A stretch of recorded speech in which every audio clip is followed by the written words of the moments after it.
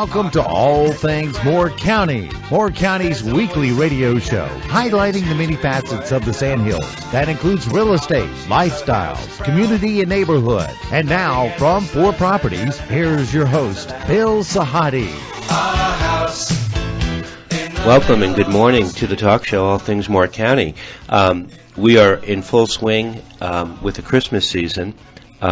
Music on the radio, everywhere you go. The shoppers are out. Yes, they are, in force. The weather's turned a little cooler.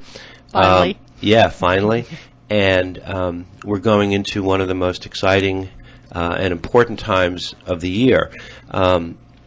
With that in mind, we've had Dr. Jolene Erlacher as a past guest on the show. And Jolene has joined us and is a very articulate spokesperson for intergenerational communication, millennials in the ministry, which is the title of a book she wrote. She's a Pinehurst resident.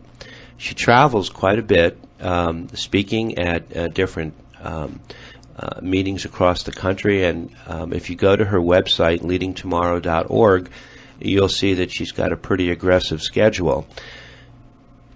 Jolene, the Christmas season is, or the holiday season too as well, is one where people start to get together and revisit, renew friendships, family relationships. It's an emotionally charged time of the year. Good morning. Good morning. It's good to be here, Bill. How are you? I'm great. It's good to see you again. The reason we wanted to get you on was I received an email from you about a week or so ago, and we all get so many emails, and, you know, we hit delete, and it takes a lot for an email to catch your imagination quickly where you actually want to read it. And you had sent an email out, and I wanted to reference it because you were talking about Christmas being a time when we often see people who live far away or are busy, and as a result, interactions during Christmas gatherings can be awkward, forced, or uncomfortable. Throw into that the just the political season, which is just wound down. Yeah. You got to put on armor, and there's a lot of stuff flying around the air, isn't there? Yeah, there sure is. And yet these opportunities are just full of potential for meaningful interactions as well. And so to be able to go into them, not just with our armor on, but also with an openness to what conversations might ensue that could be really meaningful, especially for those family members and friends who are younger than us. You know, the verbiage that you used in the email caught my attention, and it were 2 words, and you call them mentoring moments. Dorothy, don't we speak about the power of mentoring often on the show? Oh, yes, we do. From communities and schools. There's mentors all over the place, and you've had quite a few of them on our show. Yeah, and they're like coaches. Kids remember their teachers. They remember influential people from the time they're in 5th grade or middle school to the time they're adults. They make very indelible impressions. So mentoring moments at Christmas, and that's what caught my attention. Yeah. You also have brought with you a couple of guests that I want to introduce, because I guess the conversation is all going to be about the millennials and the mentoring today with the Christmas season. Kathleen Jones is joining us, and Kathleen is the director at Summershine Resort Staffing. And good morning. Good morning. Tell me, what is Summershine? I can't even say it 5 times quickly. It's like I'd have a tongue twister. It's a tongue twister. Summershine Resort Staffing. Yes. So we are a ministry that places college students into family campgrounds across the United States. So I hire typically about 100 students, often millennials, sometimes younger, and place them to work and to do activities in Campgrounds of America, KOA. We're in 14 properties all across the U.S. So you're an employer? Yes. And these are students that are in college that are looking for part-time work? Yes, they're looking for summer work. Summer work's it's a tough It is. It's tough to find jobs. It is tough. And there's a lot of competition with internships and all kinds of things that are out there for students to do. So we're definitely thankful for the ones that come our way. How did you evolve to get into this position? Oh, well, my dad started this organization in 1979, Oh, so wow. I grew up being, just around it, and then I graduated from App State and took on this role as the recruiter director in 2008. So it's a family thing. It sounds like you're shepherding along people at a very important time in their lives. Yes, for sure. Sometimes it's their first job even. So it's a unique opportunity to make a difference, hopefully, in their lives. Right. And college students are so wide-eyed and Searching. So you and Jolene could write a book on millennials. Yes, we could. We have great conversations. Yes, we do. We're gonna talk all about that today. We're also being joined by Trudy Engebretson, who is you're at the Sandhills Classical Christian School. Yes, I'm not employed there, but I'm on the board, chairman of the board. Tell me about your affiliation with the school, because Alan Marshall has been a frequent guest on our show. We've had some of the parents from Sandhills Classical Christian on. Yeah. We probably know a lot of people in common without throwing it out there, but you're on the board? So. I am, yeah. I've been on the board for about 4 years, and my degree's in education, so I'm inclined to those sorts of things that interest me. I was on a school board in a suburb of the Minneapolis area, Bloomington. So when I was approached by the school years ago, it seemed to be a good fit. And we're talking about mentoring today and kind of how that relates to our school, I guess, though I'm involved more with the school in terms of decision-making regarding policy and administration. Even at that level, you want to make sure that choices are right so that those that are on the front lines with students and families are chosen, that we choose those that know how to mentor well, relate well. What are the characteristics of someone who can mentor well? I think to some extent it depends upon the age group that you're working with. Classical education is inquiry-based, and one important element is to be well-versed in a discipline of study to the extent that you can ask good questions to help students process and arrive at conclusions that they own. To think Particularly true for the older kids. You're talking about thinking independently? Correct. Right. Yeah. Right. How to develop skills that help them analyze and interpret their environment. At a very young age. Yeah. Because classical Christian school goes from grades what to what? Preschool through grade 12. Okay. We graduate our first group of seniors in the spring, so it's a big deal for us. You came here from the Minnesota area? Right, What Minneapolis. what brought you to Moore County? My husband is a pastor, Christ Community Church. It's Okay. on 15501. Okay. So we came down 11 years ago. Okay. Yeah. It's a fascinating place to live, isn't it? We really enjoy it. Both my husband and I are from small towns and had not lived in a small community since we were children. And when we were approached about a position here, we thought, sounds lovely, but probably not a good fit for us. And they said, come on down, get to know us in Moore County. We're different. Right. And we have loved it. Right. There always seems to be a common theme about Moore County that, and Jolene, I'll throw this at you because you've lived here for a few years. People move here, and it reminds them of the towns they grew up in as kids. There's a small town feel. It's kind of organic. It's one-on-one. There's no anonymity. You could be at the fresh market, and if you sneezed and you went back 3 days later, people would ask you, how's your cold? And with that, there's cultural stimulation. Right. There's intellectual stimulation. A nice cross-section of people that have lived in metropolitan areas where they appreciate the beauty that's here. Right. And time. They have a grasp on time. How did Kathleen and Trudy, how did you meet Jolene? How did you all hook up? I believe we met at church probably 5 or 6 years ago, and have become better friends over the years, and certainly have some common interests as far as millennials and those types of issues, but also just a great friend. So met her at Christ Community. And you, you've lived here how long? I've been here 6.5 years. Okay, so you've all been here, and Jolene? About 6 years. About 6 years. Yeah, but because you're a star, you've been on. We just think you've been here longer than that. It's just you have you have 2 children. Yes, I have 4-year-old twins. 4-year-old twins. So it's church is one of the common denominators, and then of course the passion for education, the passion for mentoring.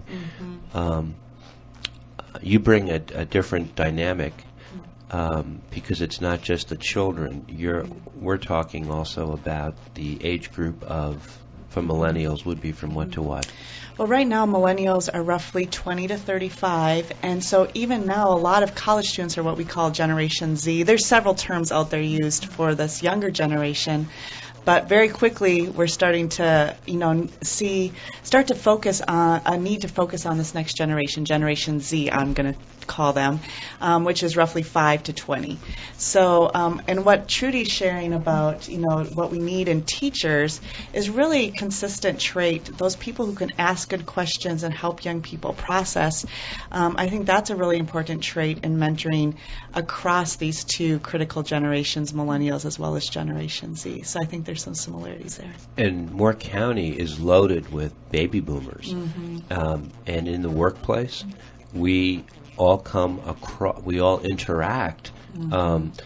So there's a skill set that has to be learned, because sometimes as a baby boomer, I have to have a filter to kind of understand where the millennial generation tends to think differently and process differently than we do. And that can be a good thing, but it can be very difficult. Yeah. I think one of the key things to keep in mind is that older generations, the silent generation, the boomer generation, the Xer generation, we were taught and raised in a society that was more downloading. What I mean by that is that we would walk into a classroom and sit down and have people talk at us, or walk into a staff meeting at our job and have the boss tell us what to do, or walk into any setting and people download information to you, you absorb it, you walk out. Young people, millennials and Generation Z, have grown up in an education system that is more collaborative. In some settings, like the classical education model, it's inquiry-based, where they've been taught to participate and engage in order to learn. And so what Trudy was saying about asking good questions to get them to think is important, because they learn by engaging and participating. So even in these mentoring moments where we are in family gatherings or in the workplace or whatnot, often our inclination as older generations is to tell people, versus ask the right questions that help guide their thinking towards an important point of view. I think that younger generations are helped tremendously by that, because what I've read is because there are so many choices. What is it? Many choices breed low commitment. And because there are so many choices out there, sometimes it's difficult to process. So asking those questions is helpful. Yeah, I mean, Kathleen even mentioned it with just the competition for jobs, and internships. There's so many opportunities. Young people can reach this decision paralysis. How do I even make a decision when there's so many choices? So, I mean, I guess, Kathleen, how do you see that playing out in guiding young people to even make a decision for a summer? Oh, goodness. I think young people, millennials, want to know the whole picture, or the value that they're going to bring to your team or to your workplace. So I often try and paint, as much of a full picture of what we offer, what we need from them, and how they're going to make a difference. All those things are important to young adults today. They want to feel like they're contributing to something that's worthy. And so if they're going to choose to spend their time with us, I want them to feel that way too, that we value them. So, is it true that the college age, or the millennial, the 20 to 35-year-olds, they don't trust the institutions the way for instance, the baby boomer generation, and they would rather be more self-directed, more altruistic. Is that the right way to describe them? Yeah, they definitely trust people over programs, and they follow leaders. People versus over organizations. programs. Yeah. So how does that fit into our political minefield landscape these days? Are they sort of on the outskirts looking in? Do they get involved? They do get involved, and I'll let Kathleen speak that too a little bit. But they do get involved. I think what you see, another shift, I like to call millennials and Generation Z postmodern natives, because they've been raised in a world, in an education system, in a media culture that's driven by postmodern values. And one of the clear distinctives between modern thinking and postmodern thinking is this idea that traditionally we've made decisions based on fact, logic, and reason. Okay? Whereas postmodern natives and postmodern ideas are based on story, emotion, and experience. So what we see is a shift from making decisions based on fact, logic, and reason to making decisions based on experience, emotion, and story.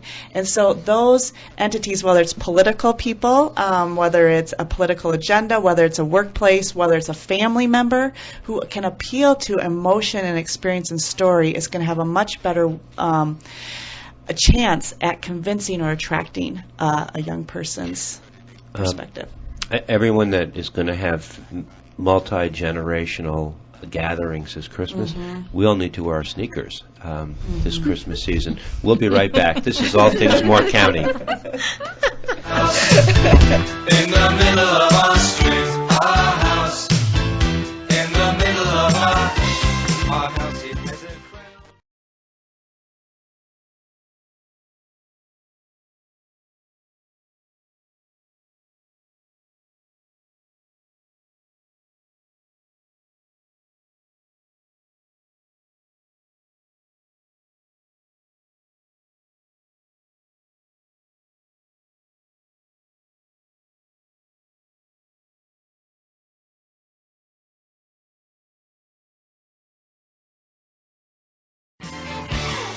house. In the middle of our street, our house. In the middle of our house. In the middle of our Welcome back to All Things Moore County, and a very interesting conversation about all the different generations getting together this Christmas season, and all the different values and the different perceptions that all the different groups have. And I could not help but think, as we were winding down the first set, the thing that is most prevalent these days is the political landscape, with the election just being over, and how the different generations might have either different affiliations or different perceptions of their leaders, with a backdrop of the unbelievable presence of social media and how people get their information. Trudy, you and I were just talking. We grew up on Walter Cronkite, where the news was the news, and there wasn't all this editorializing and sensationalism, and almost like a plea for ratings. It's a different world we live in, and we're all going to be getting together here in a couple of weeks. Everyone gives me silence as I say that. But how do boomers talk to millennials? How should they approach them? Because in some ways they're parallel universes, but there are bridges that can be crossed. Is that the right question to ask? Well, representing the boomers at the table, I'll take that one. Me too. First of all, as it relates to the holidays, I think it's really important that we check our expectations at the door. Oh, that's a huge statement, what you just said. Check your It expectations. is, and it takes a lot of energy. Right. As a mom, I loved creating an environment that shaped my children. And sometimes one can think if you check your expectations at the door, you don't have that opportunity anymore. But we do, but just in a different way. We can still shape the environment and the thinking of our children our adult children, but it's done in a different way, through the asking of questions, as Jolene brought out, and engaging them in a thought-provoking process that can guide them along in making their own decision. But apart from, another part of that, checking my expectations, I have to make this personal, and also practicing self-restraint. Right. In that not everything has to be related to my previous experience, because if something is important in their life, I might find, usually I can, because I'm opinionated and I'm older, I've had more experiences, I can find something in my past that might relate and use that as a teaching point. Right. But that's not an effective process to always use my experience as a teaching point. However, with that said... She's great. No, I'm probably taking too much floor time here. No, you're not. Here's a recent thought I have, and it might be valid, it might not. But every emerging generation has experiences that are unique to them. Right. Millennials certainly have experiences that are unique to them, because national trends that occur, obviously, with a people group are going to shape the mindset of that people group. And millennials say that's very true of their age group, and I fully agree. That is true of every emerging young age group. Right. So it's true of the GI or the older generation, boomers, Right. millennials, and everybody in between. Right. So even though the experiences are different, I think that what is helpful is when I relate to a millennial, if I get beyond the experience and I ask questions that surface the root cause, the root issue behind that experience, because issues of national security, financial uncertainty, hopelessness, a lack of purpose, that is true of every generation, no matter what their experiences are. So though the experiences of every generation might be different, what those experiences represent don't change over time. And tell me if you think that's accurate, Jolene. I don't know. Oh, absolutely. And I think what you're saying, Trudy, is so important because, one, we model so much through what we say and do. And when you talk about creating an environment, that's modeling. Here's a place where healthy conversation and dialogue can occur and where we can discuss ideas and ask thought-provoking questions and allow people to process their thoughts without having to have their armor on, you know? And so and then truly asking questions and listening to the root causes, the motivations, the perspectives behind the viewpoints, I think is so critical as we engage in these conversations. Because that is where a common bond occurs. Absolutely. Not necessarily in shared experiences always, because they're different, Right. but the issues behind those experiences can create a common bond. When I heard you speaking, I thought of the baby boomers who deal from value judgments and not having the ability to just be, but to be right. Right?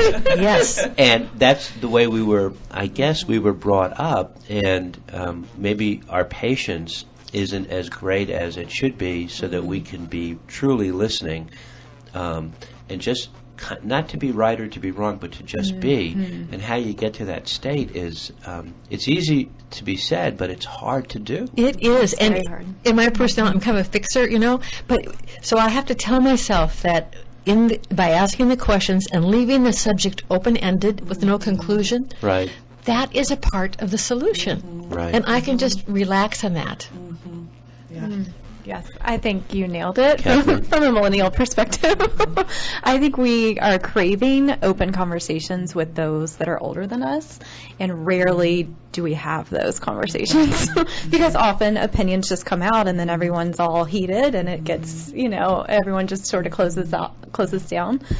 So I feel like if you can create an open space to ask meaningful questions, even just with my siblings over Thanksgiving, we wanted those conversations conversations with our parents or with our, older relatives, but sometimes it just doesn't happen because it just feels too escalated or awkward. Right. So to be intentional is really, really wonderful. So for a baby boomer's perspective, we started the conversation talking about mentors. So it's a privilege to be a mentor. It's an honor to be a mentor. And to have a conversation with a millennial, to be able to throw information out there that they can take and gather and process themselves without us putting a wrapping around it. Like it's got to be done this way. It's a gentle process, isn't it? I like to call it a journey, not a destination. And I think the older generations, we often have a destination in mind. Yeah. Okay, this goes back to your expectations, Trudy, right? She's right. Where we want to get people or where we want to take this situation or this conversation. Right. And that's where we escalate things by pushing and inserting our opinion to the point because we're trying to drive to this destination versus understanding young people, for all of us, are, making sense and meaning of things as a journey. And so for young people to be okay with the fact that this is part of the journey, this conversation, and it can be open-ended at the end without any conclusions. And that's part of the learning is that that was part of the process as we had a conversation, even if we don't see everybody landing at the destination we want, and that's checking our expectations and just engaging in an open dialogue. Practicing that self-restraint, keeping our mouths closed, and asking more questions than we talk. I think that is the most difficult. For me, just leaving it, I almost have to engineer my mind, the conversation, to keep it open-ended because... Right. It takes a discipline, doesn't it? It does. It does. And we can have a tendency as parents to, if there's a little craw that sticks with us, to take a conversation and turn it into a teaching moment rather than just enjoying the moment, Right. And I don't think that's necessary either. However, I'm not practicing everything I preach right here, I gotta say. But I'm trying. If you speak about it, it becomes real. And you Thanks, become... Bill. It's true. If you speak about something and you share something, you, in a way, are holding yourself to a different level of accountability when you share something instead of just thinking it. And that's, that's a process. So you are consistent, and it does keep you disciplined, but you have to do it because we have to change the way we were brought up so differently. Well, and that's my question. And Jolene, maybe in your reading you've found the answer to this. Why is it? What was it about us that makes us want that closure?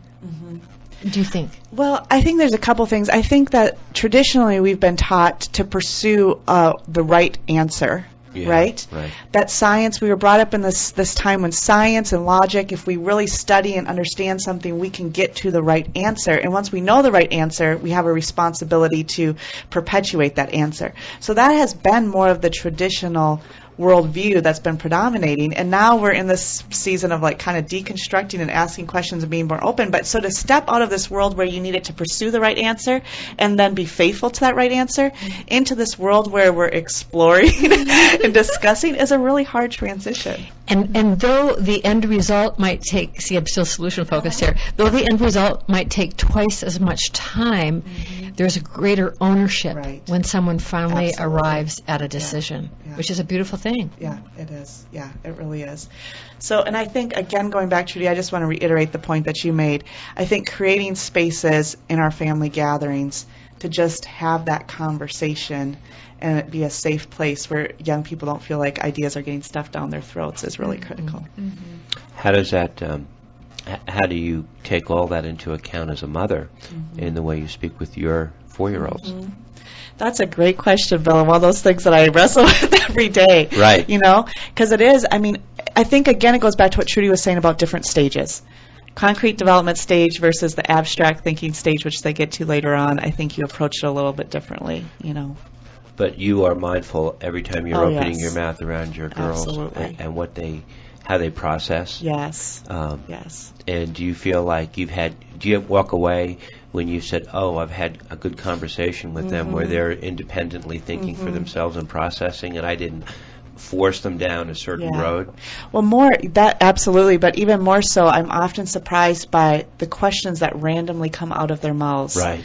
That I realize they've been absorbing all day from the environment around them, and suddenly they ask us such a perceptive question that I didn't even think they were thinking of, Right. and that's really rewarding. We're going to come back in our third set and continue a fascinating conversation. How we relate, how we talk amongst the generations. It takes a lot of patience, a lot of sensitivity, a lot of discipline, and a lot of love. We'll be right back. House in the middle of I remember when I came and everything was good when we were had such a very good time, such a fine time, such a happy time.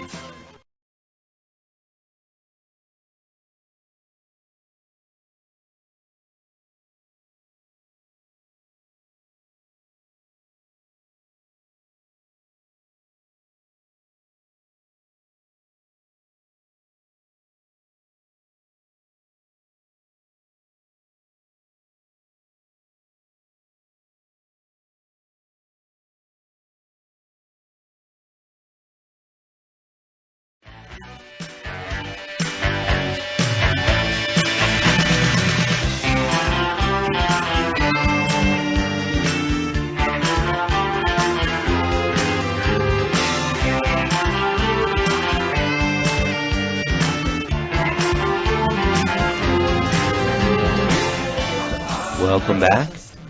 We're back in our final set of a conversation that I think could probably last another hour or two. This is a fascinating conversation because I'm hearing all different points of view, and there's almost like there's a Zenlike quality to being able to relate and to jump over the fence from one generation to the next. And we, true to you, we as baby boomers are doing it. We're trying our hardest to do it, whether it's in the workplace, whether it's as parenting,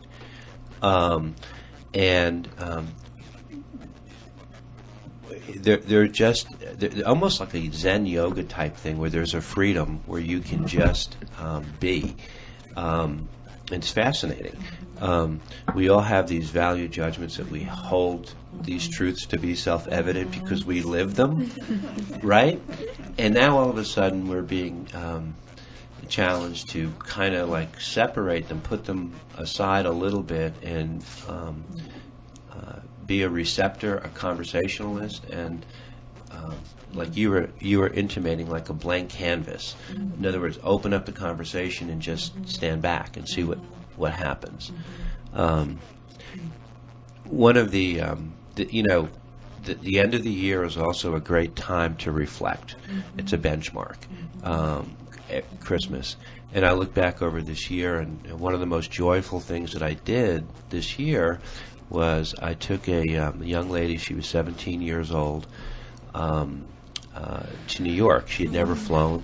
She comes from a family of 6 kids, and they didn't have the ways and the means. And this is just a wonderful young lady. So she would be a Generation Z. And we talk, and she doesn't have a dad. And she was, fortunately, my sister put her up, and we treated her to New York City, and you can't spoil her. And we did. But you couldn't spoil her because her values are so strong. And the joy that I got was just observing her, watching everything. It was so, there's some mentoring, giving back, but just letting her be. And the way to see a city where I grew up and worked through a 17-year-old's eyes was, it really was the most joyful thing that I did all year. It freed her up. I mean, she was just, the self-esteem, I think, that the attention, or whatever it is, it's a very rewarding experience, yeah. Oh yeah, it was. And she gives me this beautiful card with all these photographs. And me right away, I ran into Michael's to frame them. I haven't been in Michael's in like 20 years, and it was like the last place I would go. The last time I framed a picture, they had these in this country. They had these frame it yourself places. It was like a generation gone by, and I didn't care what the cost of the frame was, because it made me numb how expensive it is to frame. But it was just so worth it to capture it, right? Right. And this kid she's just special. And we talk, and I listen. And a friend said to me, when she talks, just listen. Don't say anything. Just shut up and listen. And, oh my gosh, when you do that, it does open up the gates for more conversation on her part. Yeah, and I think something else that's really beautiful in that example, Bill, is that you were doing something with her, right? And so sometimes just doing things together can allow us to put down our guards a little bit. When we're sitting staring at each other across a table, it can be a lot of pressure on a conversation. So, this holiday season, even if it's just baking cookies or going outside and working on a project, doing something where we're just doing something together and then going into it with that mindset of, I really want to understand this young person. Right. With no agenda. Right. I'm going to just hang out with this person or people. We're going to do something, and I really want to understand them better in the process. So asking questions to better understand them and just engage them. So that's a great example of that. I mean, how many mentoring moments did you have on that trip? So it many. It was. I think I enjoyed it more than she did. Just because of the opportunity to see her joy. Leads me to a question.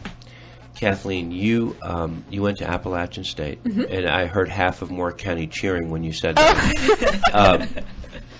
But so what was it about your experiences as a college student that motivated you to want to be in a position where you were shepherding students today? How long has it been since you've been in college? I graduated in 2007. So. Wow, so I know, a long gosh. time ago. It's coming up on. Was work hard for you? Were you able to get jobs while you were in school?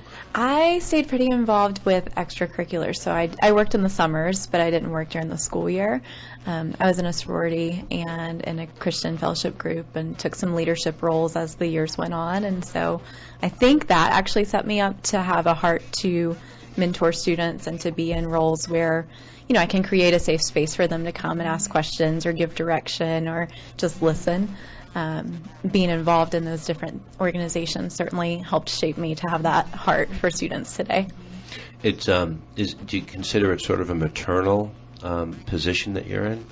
I guess in some ways, taking time to listen and to hopefully help them develop who they are, because I know, our church offers a lot of different leadership classes, which has been a great gift, and I had those opportunities in college too, but a lot of young adults don't know some of those, personality tests and how to get along with different people and different generations, and so being able to teach some of those strengths or different takes on life, I think, is very helpful for students today and something that they enjoy. Everyone typically enjoys learning about themselves, so if we can help them find their strengths and then work from that, it's a gift.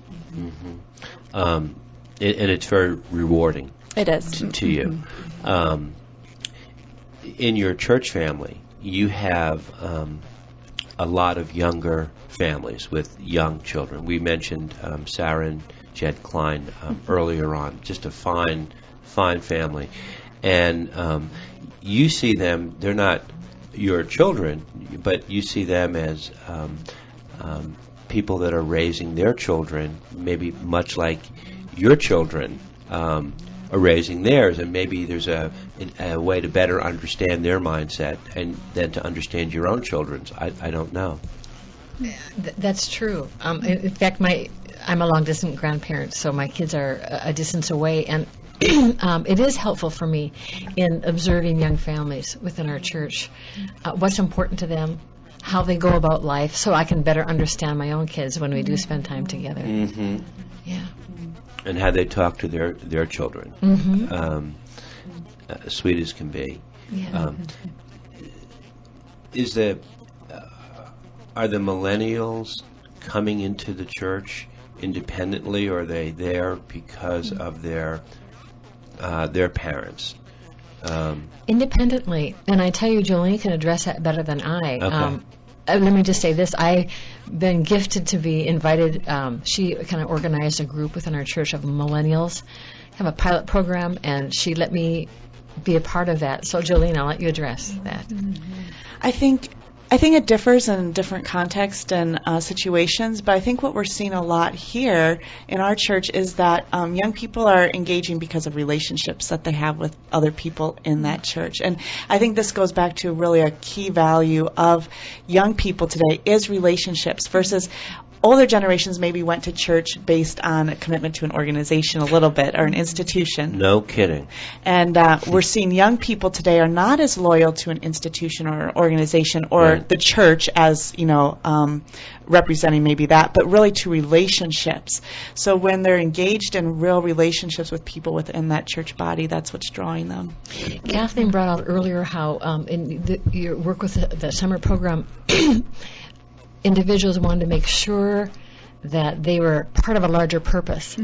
And that's one beautiful thing about the millennial generation is that they're figuring out purpose, but they want to live life according to purpose.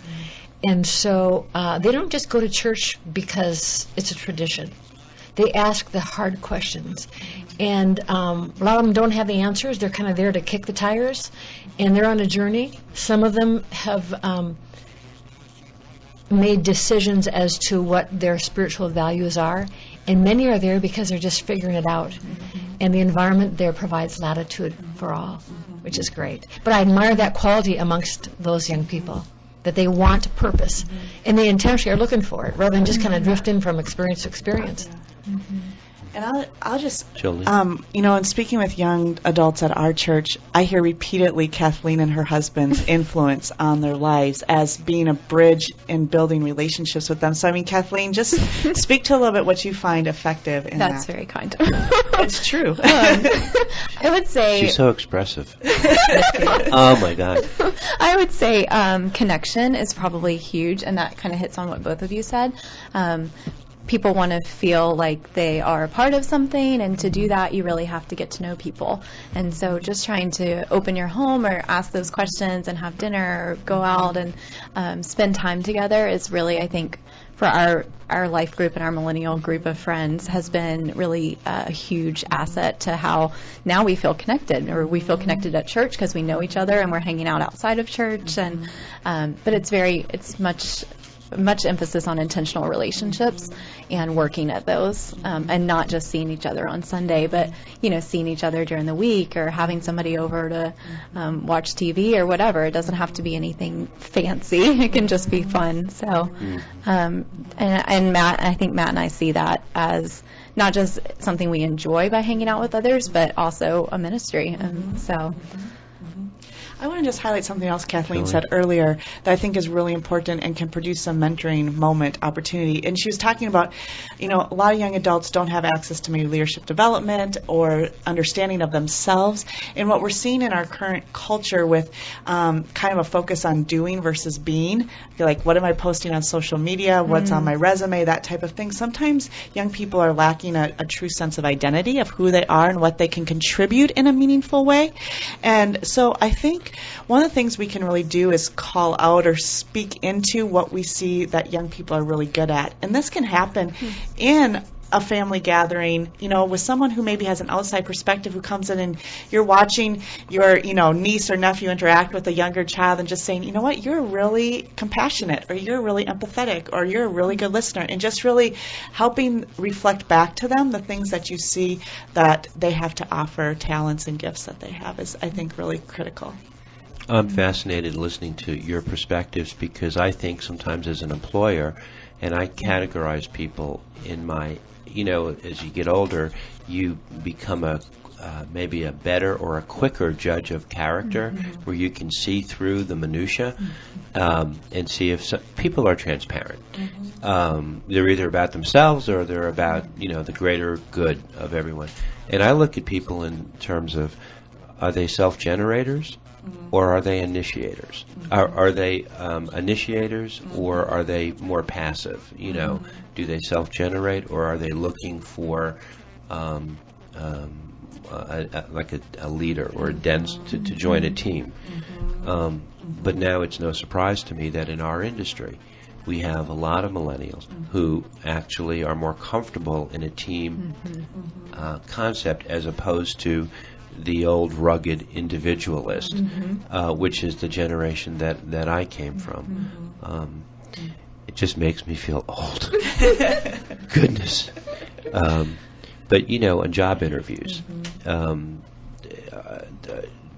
because a lot of baby boomers are interviewing people who are millennials, and I would think there would be a disconnect unless there was some sort of a better understanding. Yeah, and that's really my heart and passion, is to help promote that understanding, so that we're understanding where each different people are coming from versus kind of judging them based on our value system. Right. Can I just say, You sure may. Jolene has this tremendous gift of going into an organization and gathering the stakeholders together of different age groups. Right. And having them share their perspectives on different practices and developing understanding within the group. She's extremely gifted in that way. Not only have I heard that she does that in different organizations, but I've seen it demonstrated. Right. Yeah.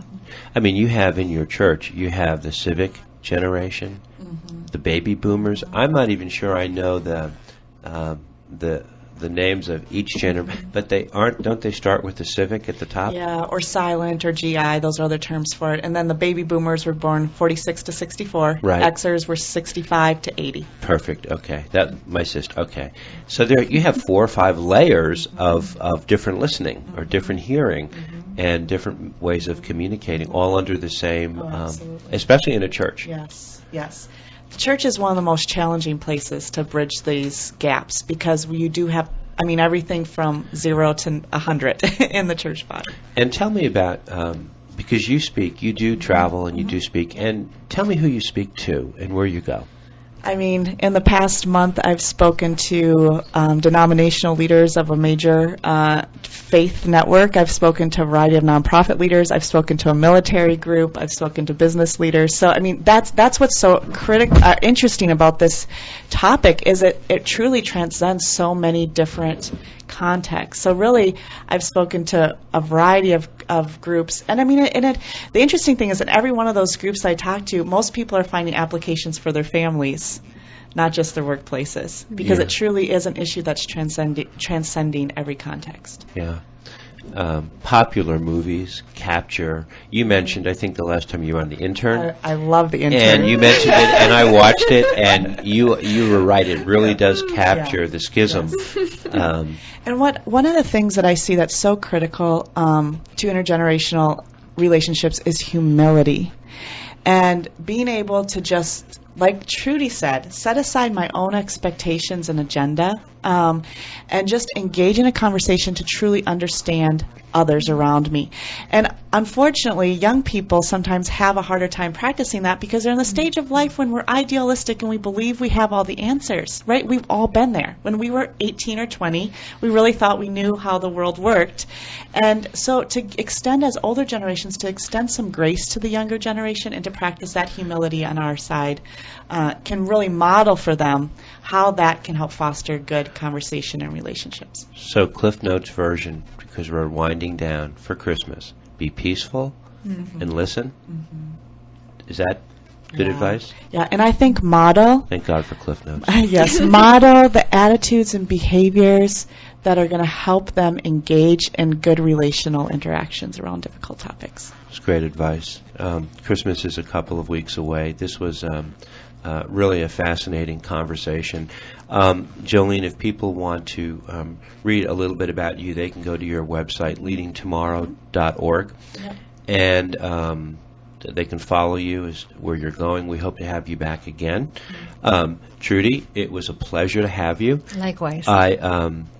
You're not a partner in crime, but I agreed with just about everything you said.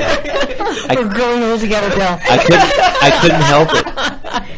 And Kathleen, I loved your perspective and your enthusiasm, and you're not layered. You just come right out, and you're very open. And I could see where college students would just feel very comfortable in your aura, very nurturing, actually. So I want to thank you all for coming. Thank you. Wish you all a Merry Enjoyed Christmas. it. You too. And we'll talk with you next week. Thank you so much. Such a happy time.